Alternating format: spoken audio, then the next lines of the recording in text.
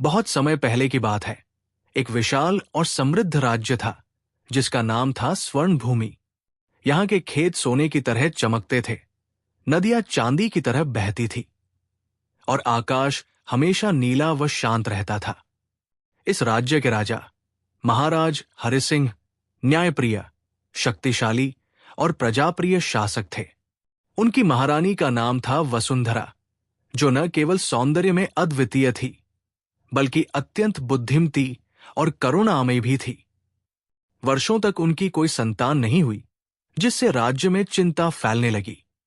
एक दिन जब महारानी वसुंधरा ने शिव मंदिर में सौभाग्य की प्रार्थना की, तभी आकाश से एक दिव्य रथ उतरा जिसमें एक वृद्ध साधु उतरे।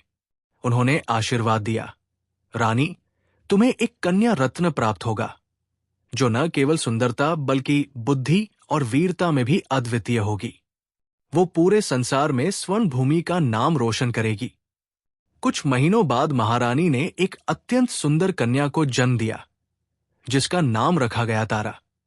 राजकुमारी तारा के जन्म के समय पूरा राज्य उत्सव में डूब गया। आकाश में इंद्रधनुष छा गया और फूलों की वर्षा होने लगी। तारा का बचपन आनंद, शिक्षा और विविध कलाओं में बीता। वो नृत्य, संगीत, युद्ध कला, घुड़सवारी और राजनीति में पारंगत थी। उसके सौंदर्य की तुलना स्वर्ग की अप्सराओं से की जाती, परंतु उसकी असली शक्ति उसकी बुद्धिमता और संवेदनशीलता थी।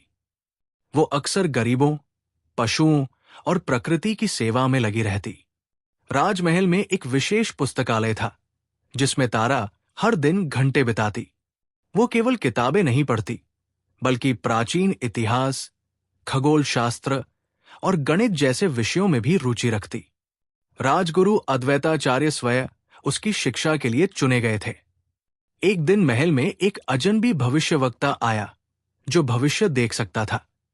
उसने कहा, राजकुमारी तारा की सुंदरता और ज्ञान की ख्याति साथ समंदर पार जाएगी, लेकिन एक दिन एक संकट आएगा जहां उसे अपनी पहचान, शक्ति और प्रेम को साबित करना होगा।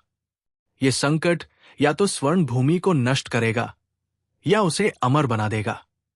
राजा ने उस भविष्यवाणी को गंभीरता से लिया। उन्होंने तारा को आत्मरक्षा, रणनीति और युद्ध की गहरी शिक्षा देना शुरू किया। दक्षिण दिशा में एक अंधेरे और ठंडे राज्य क्रूरगढ़ के राजा अंधकारन को तारा की प्रसिद्धि सुनाई दी। उसकी नजर स्वर्ण भूमि और तारा पर थी।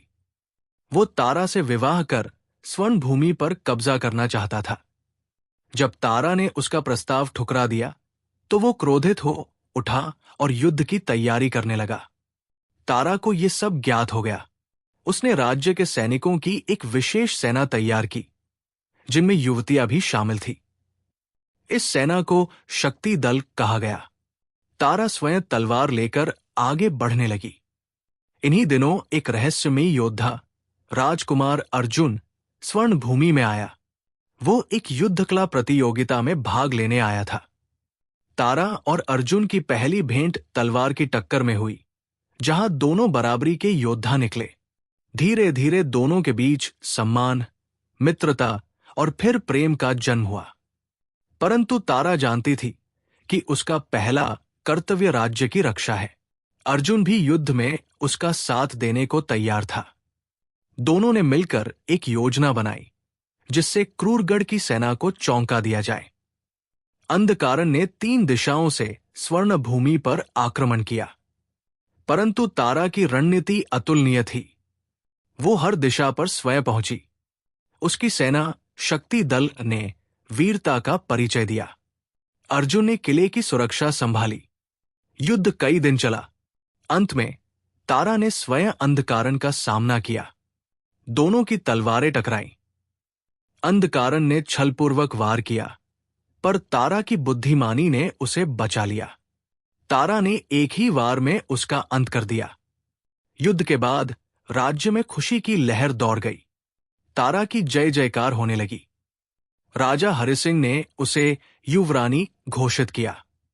तारा और अर्जुन का विवाह धूमधाम से हुआ, पर तारा ने स्पष्ट किया, मैं पहले प्रजा की सेविका हूं, फिर रानी। उसने राज्य में शिक्षा, विज्ञान, महिलाओं के अधिकार और कला के लिए विशेष योजनाएं बनाई। तारा का नाम इतिहास में स्वर्ण अक्षरों में दर्ज हो गया। कई वर्षों तक तारा ने राज्य को स्वर्ण युग में पहुंचाया। परंतु एक दिन जब उसकी उम्र बढ़ चली तो उसने अपना सारा कार्यभार अपनी पुत्री चंद्रा को सौंप दिया और हिमालय की ओर तपस्या के लिए चली गई।